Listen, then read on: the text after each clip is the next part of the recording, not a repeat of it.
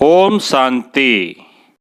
आज 8 अगस्त 2020 की मुरली में बाबा ने कहा, मीठे बच्चे, जैसे बाप गाइड है ऐसे गाइड बन सबको घर का रास्ता बताना है, अंधों की लाठी बनना है। आज की मुरली का प्रश्न है, इस बने बनाए अनादि ड्रामा का राज कौन सा है जो तुम बच्चे ही जानते हो? उत्तर है, यह बना बनाया अनादि ड्रामा है। इसमें न तो कोई एक्टर ऐड हो सकता है, न कोई कम हो सकता है। मोक्ष किसी को भी मिलता नहीं। कोई कहे कि हम इस आवागमन के चक्र में आए नहीं। बाबा कहते हैं, हाँ, कुछ समय के लिए हो सकता है, लेकिन पाठ से कोई बिल्कुल छूट नहीं सकते। यह ड्रामा का राज तुम बच्चे ही जानते हो। अब सुनते हैं मुरली को विस्तार से। ओम शांति।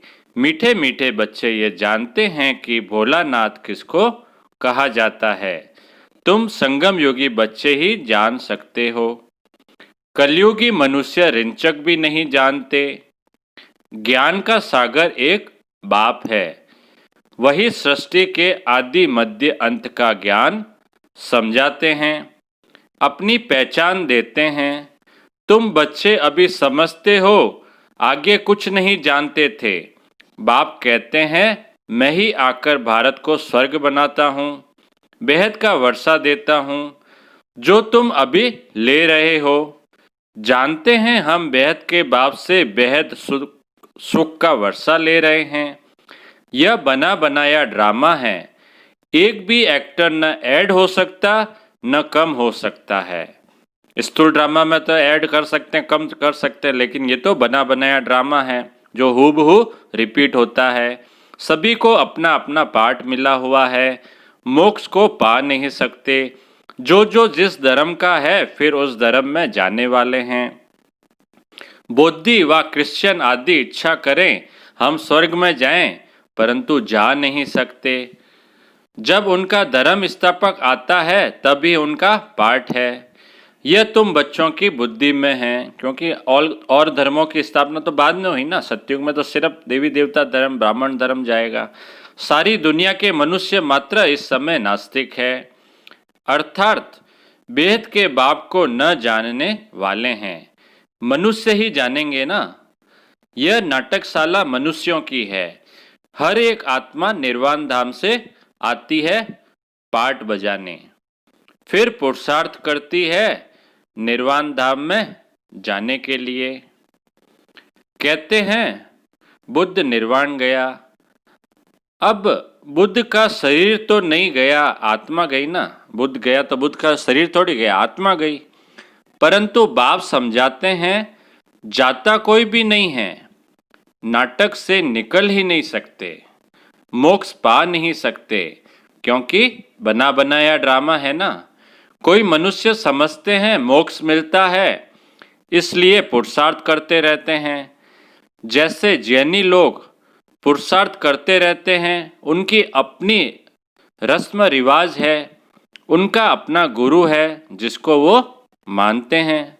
बाकी मोक्ष किसको भी मिलता नहीं है। तुम तो जानते हो हम पाठधारी है इस ड्रामा में। हम कब आए फिर कैसे जाएंगे ये किसको भी पता नहीं है। जानवर तो नहीं जानेंगे ना। मनुष्य ही कहते हैं हम एक्टर्स पाठधारी है। यह कर्म क्षेत्र है जहां आत्माएं रहती है। उनको कर्म क्षेत्र नहीं कहा जाता, वह तो निराकारी दुनिया है। उसमें कोई खेलपाल नहीं है, एक्ट नहीं है। निराकारी दुनिया से साकारी दुनिया में आते हैं पाठ बजाने, जो फिर रिपीट होता रहता है। प्रलय कभी होती ही नहीं। शास्त्रों में दिखाते हैं, महाभारत लड़ाई में यादव और कौरव मर गए, बाकी 5 पांडव बचे, वह भी पहाड़ों पर गल मरे, बाकी कुछ रहा नहीं। इससे समझते हैं प्रलय हो गई। तो क्या समझ लेते हैं सब कि प्रलय हो गई, क्योंकि पांडव भी मर गए, यादव कौरव भी मर गए। यह सब बातें बैठ बनाई है। फिर दिखाते हैं समुद्र में पीपल के पत्ते पर एक बच्चा अंगूठा चूसता आया। किसका बता रहे हैं? श्री कृष्ण का बता रहे हैं। अब इनसे फिर दुनिया कैसे पैदा होगी? मनुष्य जो कुछ सुनते हैं वह सत सत करते रहते हैं। बस मनुष्य सुन लेते हैं, सुनी सुनी बातों को आगे बोलते रहते हैं। अभी तुम बच्चे जानते हो कि शास्त्रों में भी क्या क्या लिख दिया है। यह सब है भक्ति मार्ग के शास्त्र। भक्तों को फल देने वाला एक भगवान बाप ही है। कोई मुक्ति में, कोई जीवन मुक्ति में चले जाएंगे। हर एक पाठधारी आत्मा का जब पाठ आएगा तब फिर आएगी। यह ड्रामा का राज सिवाय तुम बच्चों के और कोई नहीं जानते। कहते हैं हम रचता और रचना को नहीं जानते।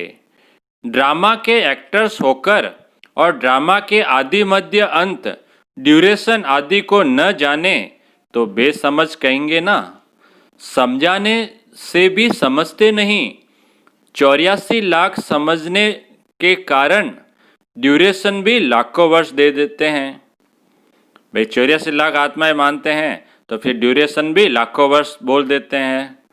अभी तुम समझते हो बाबा हम आपसे कल्प कल्प आकर स्वर्ग की बादशाही लेते हैं, लेकिन हमें पता है कि हमारे 84 जन्म होते हैं। 5000 वर्ष पहले भी आपसे मिले थे बेहद का वर्षा लेने। यथा राजा रानी तथा प्रजा। जब विश्व के मालिक बनते हैं प्रजा भी कहेगी हम विश्व के मालिक है। तुम जब विश्व के मालिक बनते हो उस समय चंद्रवंशी राज्य नहीं होता है। तुम बच्चे ड्रामा के सारे आदि मध्य अंत को जानते हो। मनुष्य भक्ति मार्ग में जिसकी पूजा करते हैं उनको भी जानते नहीं। जिसकी भक्ति करनी होती है तो उनकी बायोग्राफी को भी जानना चाहिए। तुम बच्चे अभी सबकी बायोग्राफी जानते हो बाप के द्वारा। तुम बाप के बने हो, बाप की बायोग्राफी का पता है। वह बाप है पतित पावन, लिबरेटर, गाइड।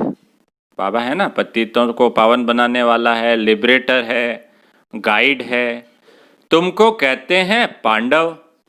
तुम सबके गाइड बनते हो, अंधों की लाठी बनते हो, सबको रास्ता बताने के लिए। यथा बाप गाइड तथा तुम बच्चों को भी बनना है, सबको रास्ता बताना है। तुम आत्मा व परमात्मा है, उनसे बेहद का वर्षा मिलता है।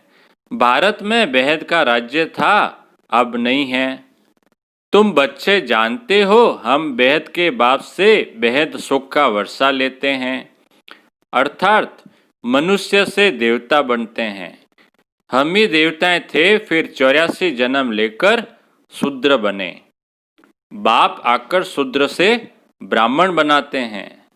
यज्ञ में ब्राह्मण जरूर चाहिए ना, तो ये भी यज्ञ है। इस यज्ञ में ब्राह्मण तो चाहिए ना। यह है ज्ञान यज्ञ। भारत में यज्ञ बहुत रचते हैं। इसमें खास आर्य समाजी बहुत यज्ञ करते हैं। आर्य समाज वाले होते हैं ना, उनका यज्ञ चलते रहते हैं। अब यह तो है रुद्र ज्ञान यज्ञ, जिसमें सारी पुरानी दुनिया स्वाह होनी है। अब बुद्धि से काम लेना पड़ता है। कलयुग में तो बहुत मनुष्य है, इतनी सारी पुरानी दुनिया खलास हो जाएगी। कोई भी चीज काम में नहीं आनी है। सत्युग में तो फिर सब कुछ नया होगा। वहाँ तो कितना गंध है। मनुष्य कैसे गंदे रहते हैं। धनवान बड़े अच्छे महलों में रहते हैं, गरीब तो बेचारे गंद में झोपड़ियों में पड़े हैं। अब इन झोपड़ियों को डिस्ट्रॉय करते रहते हैं, हटाते रहते हैं ना। उनको दूसरी जगह दे वह जमीन फिर बेचते रहते हैं। नहीं उठते तो जबरदस्ती उठाते हैं। गरीब दुखी बहुत है, जो सुखी है वह भी स्थायी सुखी नहीं। अगर सुख होता तो क्यों कहते कि यह काग विष्टा समान सुख है। तो स्थायी सुख शांति तो यहाँ हो नहीं सकती, वो तो सत्युग में ही होगी। इसलिए कहते हैं यह काग विष्टा समान सुख है। शिव भगवानुवाच, हम इन माताओं के द्वारा स्वर्ग के द्वार खोल रहे हैं। बाबा किन के द्वारा? माताओं, दीदी दादियों द्वारा स्वर्ग के द्वार खोल रहे हैं। माताओं पर कलश रखा है, वह फिर सबको ज्ञान अमृत पिलाती है। परंतु तुम्हारा है परवर्ती मार्ग, तुम हो सच्चे सच्चे ब्राह्मण, तो सबको ज्ञान चिता पर बिठाते हो। अभी तुम बनते हो देवी संप्रदाय, आसुरी संप्रदाय अर्थात रावण राज्य। गांधी भी कहते थे राम राज्य हो। बुलाते हैं हे पतित पावन आओ, परंतु अपने को पतित समझते थोड़े ही हैं। बुलाते तो हैं कि पतित पावन आओ, पतित पावन जब आएगा जब अपन पतित होंगे, लेकिन अपने को पतित समझते नहीं हैं। बाप बच्चों को सुजाग करते हैं, तुम घोर अंधियारे में सोजरे में आए हो। मनुष्य तो समझते हैं गंगा स्नान करने से पावन बन जाएंगे, गंगा स्नान करने से पावन हो जाएंगे। गंगा तो खुद मैली हो गई है, उसमें प्रदूषण हो गया है, गंदा पानी आता है। ऐसे ही गंगा में हरिद्वार का सारा किचड़ा पड़ता है। कहाँ फिर वह किचड़ा सारा खेती में ले जाते हैं। सतयुग में ऐसे काम होते नहीं, वहाँ तो अनाज ढेर के ढेर होता है, पैसा थोड़े ही खर्च करना पड़ता है। बाबा अनुभवी है ना, पहले कितना अनाज सस्ता था। सतयुग में बहुत थोड़े मनुष्य हैं, हर चीज सस्ती रहती है। जो बाप कहते हैं मीठे बच्चे, अभी तुमको पतित से पावन बनना है।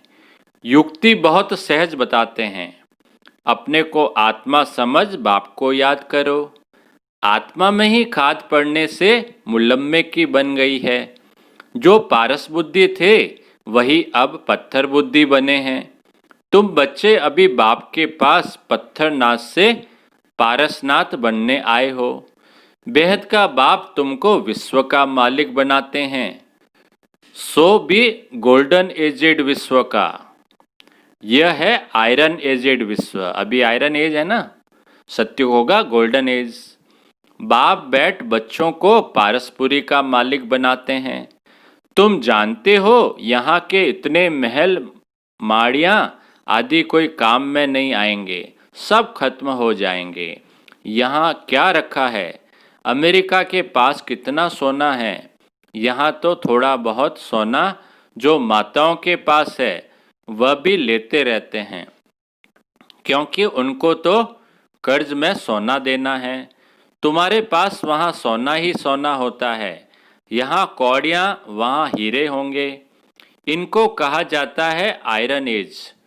भारत ही अविनाशी खंड है, कभी विनाश नहीं होता। भारत है सबसे ऊंच ते ऊंच। तुम माताएं सारे विश्व का उद्धार करती हो। तुम्हारे लिए जरूर नई दुनिया चाहिए, पुरानी दुनिया का विनाश चाहिए। कितनी समझने की बातें हैं। शरीर निर्वाह अर्थ धंधा आदि भी करना है। बाबा ये नहीं कहते हैं घर बार छोड़ दो, धंधा आदि तो करना है, शरीर निर्वाह करना है, घर में रहना है, घर वालों की संभाल करनी है, छोड़ना कुछ भी नहीं है। बाबा कहते हैं सब कुछ करते हुए मुझे याद करते रहो। भक्ति मार्ग में भी तुम मुझ मासूक को याद करते आए हो कि हमको आकर सांवरे से गोरा बनाओ। उनको मुसाफिर कहा जाता है, तुम सब मुसाफिर हो ना। तुम्हारा घर वह है जहाँ सब आत्माएं रहती है। तुम सबको ज्ञान चिता पर बिठाते हो। सब हिसाब किताब चुकतू कर जाने वाले हैं, फिर नए सिर तुम आएंगे। जितना याद में रहेंगे उतना पवित्र बनेंगे और ऊंच पद पाएंगे।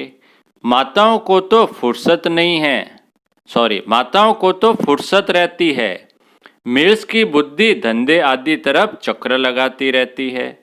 इसलिए बाप ने कलश भी माताओं पर रखा है।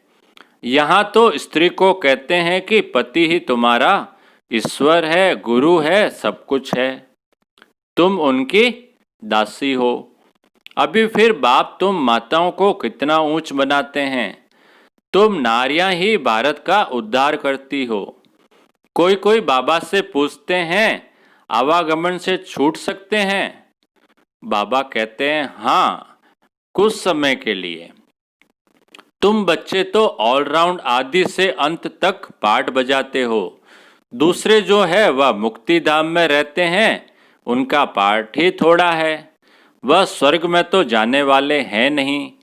आवागमन से मोक्ष उसको कहेंगे जो पिछाड़ी को आए और ये गए। जन्म हुआ और मृत्यु हो गई। ज्ञान आदि तो सुन न सके। सुनते वही हैं जो शुरू से अंत तक पाठ बजाते हैं। कोई कहते हैं हमको तो यही पसंद है, हम यहाँ ही बैठे रहें। ऐसे थोड़े ही हो सकता है, ये चीज़ हो ही नहीं सकती है। ड्रामा अनुसार सब कुछ होगा। ड्रामा में नूंदा हुआ है, जाकर पिछाड़ी में आएंगे जरूर। बाकी सारा समय शांति धाम में रहते हैं। ये बेहद का ड्रामा है। अच्छा, मीठे मीठे सिकी लदे बच्चों प्रति मात पिता बाप दादा का याद प्यार और गुड मॉर्निंग। रूहानी बाप की रूहानी बच्चों को नमस्ते। हम रूहानी बच्चों की रूहानी बाप दादा को याद प्यार और नमस्ते। धारणा के लिए मुख्य सार है, पहला पॉइंट, सच्चा सच्चा ब्राह्मण बन सबको ज्ञान अमृत पिलाना है, ज्ञान चिता पर बिठाना है। दूसरा पॉइंट है, शरीर निर्वाह अर्थ धंधा आदि सब कुछ करते पतित से पावन बनने के लिए बाप की याद में रहना है और सबको बाप की याद दिलाना है। वरदान है, निरंतर याद और सेवा के बैलेंस से बचपन के नाज नखरे समाप्त करने वाले वानप्रस्थी भव। विस्तार है, छोटी छोटी बातों में संगम के अमूल्य समय को गंवाना बचपन के नाज नखरे हैं। अब ये नाज नखरे सौंपते नहीं। वानप्रस्थ में सिर्फ एक ही कार्य रह जाता है, बाप की याद और सेवा। इसके सिवाय और कोई भी याद न आए। उठो तो भी याद और सेवा, सो तो भी याद और सेवा। निरंतर यह बैलेंस बना रहे। त्रिकालदर्शी बनकर बचपन की बातें व बचपन के संस्कारों का समाप्ति समारोह मनाओ, तब कहेंगे वानप्रस्थी। आज का स्लोगन है, सर्व प्राप्तियों से संपन्न आत्मा की निशानी है संतुष्टता। संतुष्ट रहो और संतुष्ट करो। अच्छा, ओम शांति।